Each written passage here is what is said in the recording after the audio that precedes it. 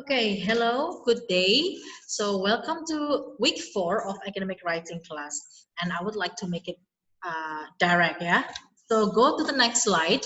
I would like to review for your last talks, week 3, last week. We have talks of week 3, right?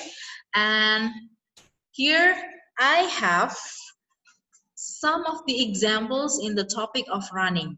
So see, when I give you some kind of topic of running, and then you can explore, you can also develop it into several thesis and also thesis statement. Here is the first topic that can be narrowed. So my topic for general is about running, and this one is this writer talks about running shoes. Yeah, can expensive shoes affect running? Yeah, and then the thesis here is yes. He says. This author says yes, expensive shoes can affect running. And then it means that the sub-thesis or the supporting details must be expensive shoes is the best running shoe. And the second one is expensive shoes can give many benefits to runner. Well, I think in this point, the writer gives very direct details about her or his thesis. So here, she or he can only focus on the use of expensive shoes. He said that expensive shoes can affect running. So bisa efeknya itu di bagian performanya ketika berlari dan juga bagian dari manfaatnya. It can be direct like this, and then can be specific. Nah, however, I have this kind of note. Be specific means that although this writer already focused on the concept of expensive shoes, but then be careful with the section. It is said that expensive shoes is the best running shoe. So whether the best running shoe can affect running activity, please make it detailed. So you can say that expensive shoes is the best running shoes in the way for bla bla bla. Jadi kenapa disebut sebagai sepatu yang terbaik? Karena memang memberikan performa yang terbaik. Contohnya dijelaskan saja. Kalau di bagian section 1 ini masih terlalu general. Kemudian yang kedua, expensive shoes can give many benefits to runner. Affect running and many benefits to runner. Although masih dalam satu konsep, sama-sama membicarakan tentang expensive shoes, tapi di dalam hal ini, kemudian di sectionnya itu malah menjadi lebih general lagi. Many benefits to runner. Kenapa tidak ditaruh di atas aja? Expensive shoes can give many benefits to runner. Nah nanti di sectionnya baru benefit pertama apa, benefit kedua apa, benefit ketiganya apa, gitu. Okay, so the next one. Nah ini talking about the broader topic is running, but then this writer used kind of talking about elderly people who run. So the research questions would be, is running dangerous to be done by elderly people? And then he or she said that running is dangerous sport. Nah, saya kasih tambahan catatan di sini untuk siapa. Kita harus jelas ketika tadi research questionnya untuk for elderly people, so it means that the thesis statement should be also detailed, should be also in line with the research question. So running is dangerous sport for the especially for the elderly people. Jadi kita nanti fokus ke kenapa ini bahaya untuk lansia misalnya, orang yang sudah lanjut usia. So section 1, running can increase likelihood of getting injured and even it make it worse, like joint and bone problems for elderly people. Nah kalau yang ini sudah detail karena dia langsung ngomongnya ke elderly people. Nah nanti tesisnya juga harus direvisi karena memang harus lebih detail untuk siapa. And then running can cause cardiac arrest, stroke, and even death. Untuk siapa? For elderly people. Jadi kita tetap fokus dari awal sampai akhir, kita fokus objeknya adalah elderly people. Kemudian objek yang lain adalah running. Kemudian kita menyepakati bahwa hipotesa awal kita adalah running is dangerous for elderly people. Right. And then the third one is still about running. Is it true that running is the best way to lose weight? Kemudian tesisnya dia mengatakan yes, running is the best way to lose weight. Nah, kita harus lebih fokus lagi. Apakah ini fokus? Coba kita lihat. You don't need fancy equipment for running. Anyway, do you think, is there any relationship between fancy equipment to the way we want to lose weight by running? Nah, kalau tidak ada relasinya, itu supporting detail kita yang pertama sudah zonk, sudah tidak bisa digunakan karena there is no relation between expensive equipment, expensive shoes, expensive clothes, expensive t-shirt will affect the way we lose weight by running, right? Jadi diperkirakan saja logikanya. Kemudian running has a huge impact on your health. Ini malah masuk ke general. Karena fokus kita adalah untuk melangsingkan badan, right? Menurunkan berat badan. Kemudian tiba-tiba supporting detailnya adalah running has a huge impact on your health. Ya, itu nanti malah bisa menjadi tesis. Jadi tesisnya ada 2. Jadi kalian harus fokus satu aja. Kalau kalian sudah mengatakan ingin menurunkan berat badan, step-step apa yang akan mendukung langkah kita untuk menurunkan berat badan dengan cara berlari, ya. And then still about running, does running every day affect your body positively? Kemudian the answer or the thesis is yes, running every day affects your body positively. Kita fokusnya ke body positively. Contohnya yang akan kita perkuat apa? Running every day can extend your lifespan. Oke, jadi kita punya efek body positively ketika kita bisa memperpanjang umur kita dengan berlari. Running every day helps losing weight. Yang ketiga, running can help you get better sleep. Running can get you better sleep itu sangat mendukung tesis kalian yang mengatakan bahwa running affect your body positively. Tapi yang kedua ini agak debatable ya. Running every day helps losing weight. Nah, ini juga kita harus perkuat. Kalau kita memang ingin mengatakan ini, saya pokoknya yakin bahwa running setiap hari akan menurunkan berat badan. Jadi tetap harus ada referensi yang kuat. Cuman dalam hal ini terlihat masih lemah ketika hanya mengatakan running every day helps losing weight. Next, still about running, whether running is a good sport. Kemudian tesisnya, yes, running is a good sport. Ini should be in a sentence ya. Thesis should be in a sentence. Nggak boleh running good sport.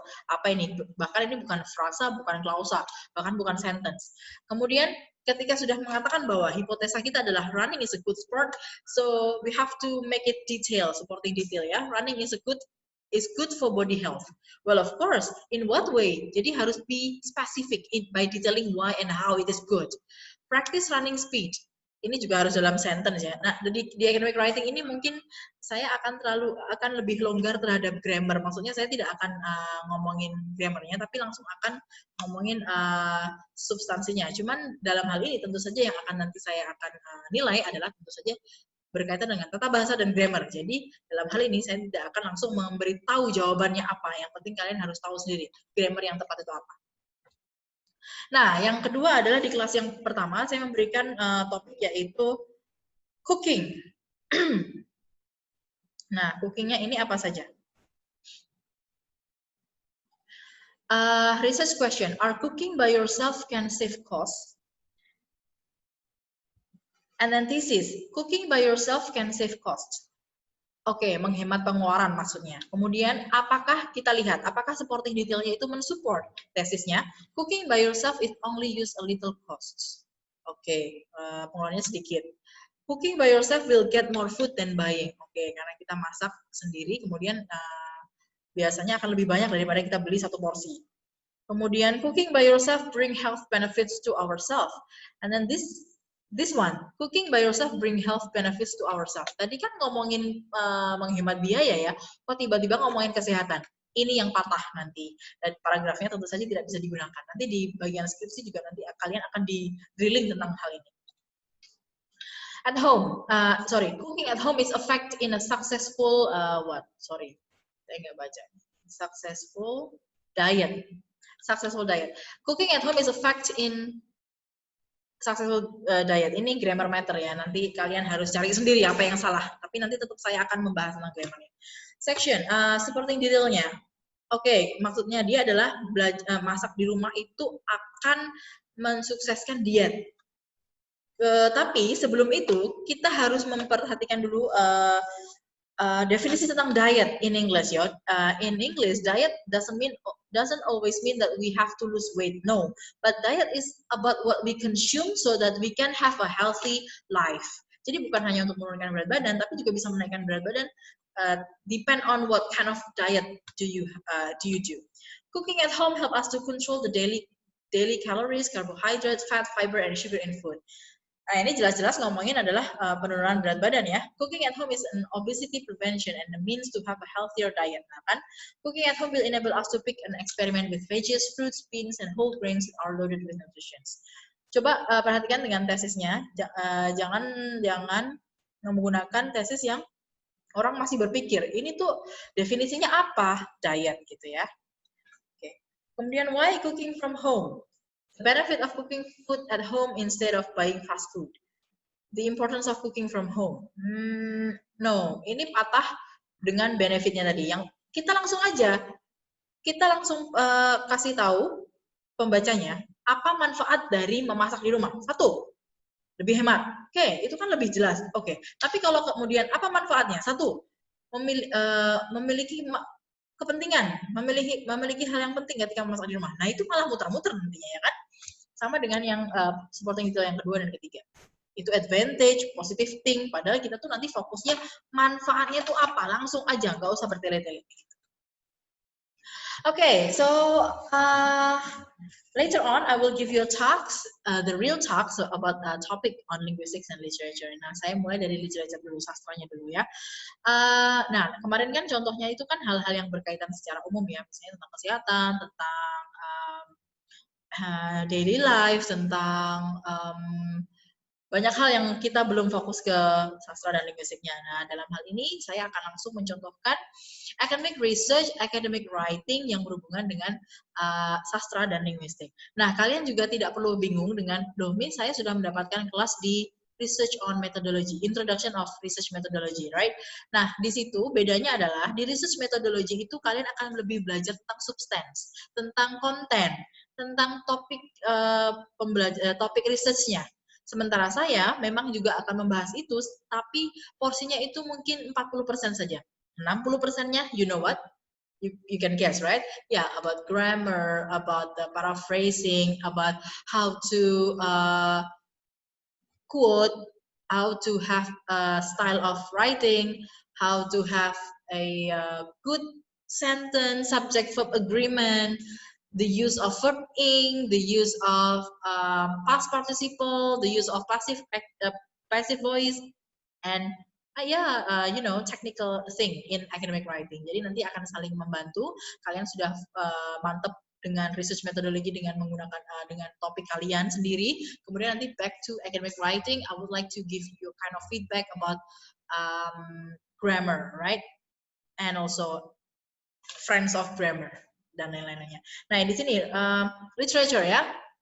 I would like to start with topic, general topic. Ini topiknya masih sangat general tentang kolonialisme. Kemudian saya fokuskan lagi ke penjajahan, zaman penjajahan di novelnya John Boyne yang berjudul The Boy in the Striped Pajamas. Have you ever read? Kalau belum, langsung aja di Google apa itu novelnya. Kemudian kalau kalian tertarik bisa cari bukunya ya. Kemudian di sini I would like to relate the theory of colonialism with this kind of novel. So my object of the study is the novel titled The Boy in the Striped Pajamas and written by John Boyne. And I would like to use theory of colonialism. And my research question would be, I would like to narrow my topic. So untuk mempersempit topik, kita juga harus mempunyai knowledge, pengetahuan tentang apa itu kolonialisme. Teori tentang kolonialisme itu banyak sekali cabangnya. Seperti ketika kita ingin mempelajari tentang teori feminisme itu cabangnya banyak sekali. Teori maskulinisme cabangnya banyak sekali. Patriarkal, matriarkal itu juga nanti cabang teorinya itu banyak. Nah, which colonialism theory that I will use? So saya akan menggunakan Holocaust literature. Jadi di sini di kolonialisme itu ada istilahnya, ya namanya juga penjajahan ya. Penjajahan belum tentu tentang orang Belanda menjajah Indonesia, tetapi juga bahkan dari zaman dahulu juga orang Inggris menjajah orang Amerika. Nah di sini yang saya akan pastikan adalah The Boy in the Striped Pajamas itu adalah tentang Nazi.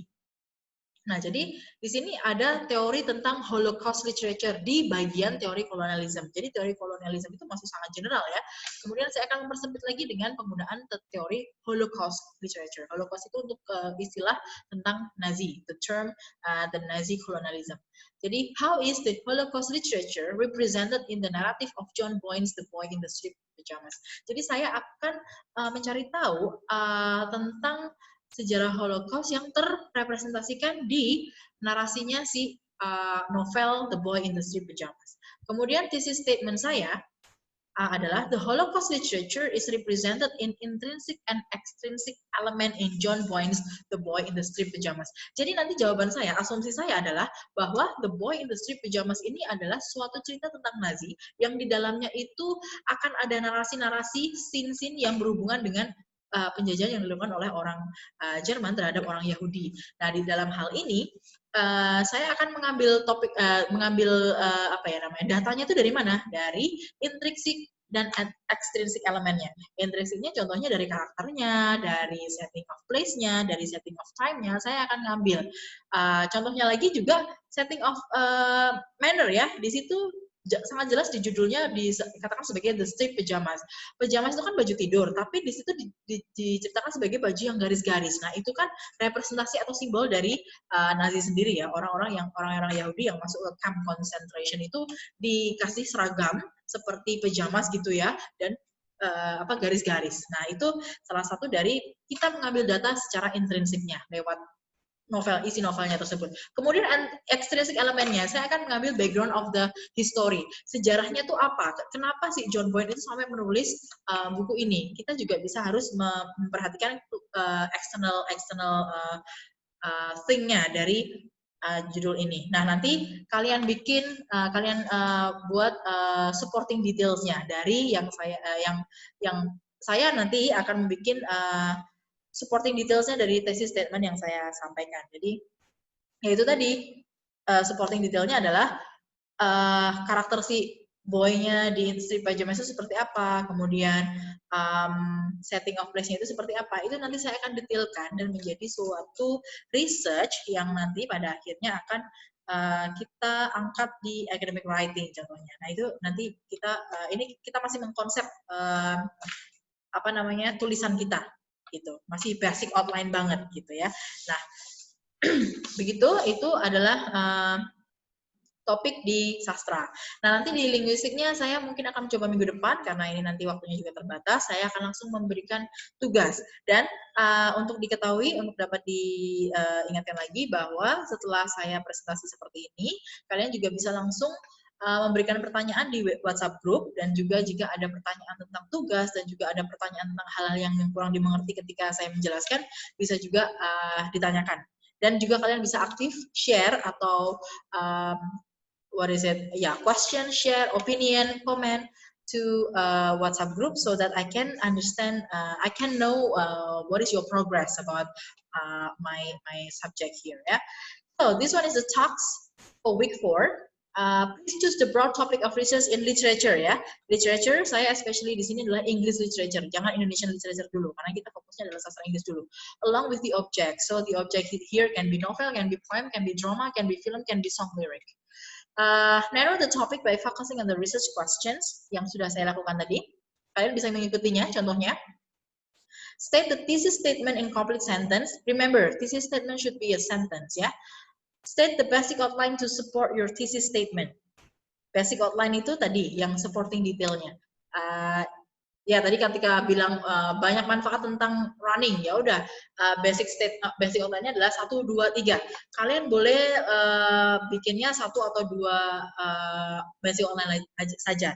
Tidak perlu banyak-banyak dulu. Yang penting saya tahu kalian sudah paham atau kalian sendiri paham cara mengerjakannya. Jadi tidak perlu sampai ditulis dulu per paragraph, no. Use Microsoft Word font 12 Times New Roman, justify the text. Jadi supaya kanan kirinya itu rapi. Submit via Siakat before September 23rd itu ya, pakai RD. 2020 at 11:59 PM, jam 12 malam kurang 1 menit ya. Okay, so I think that's all for today. See you next week and please wait for my feedback for your talks and feel free to ask any questions. Jangan sampai setelah ini kalian merasa get lost gitu ya. So thank you for listening. Bye bye.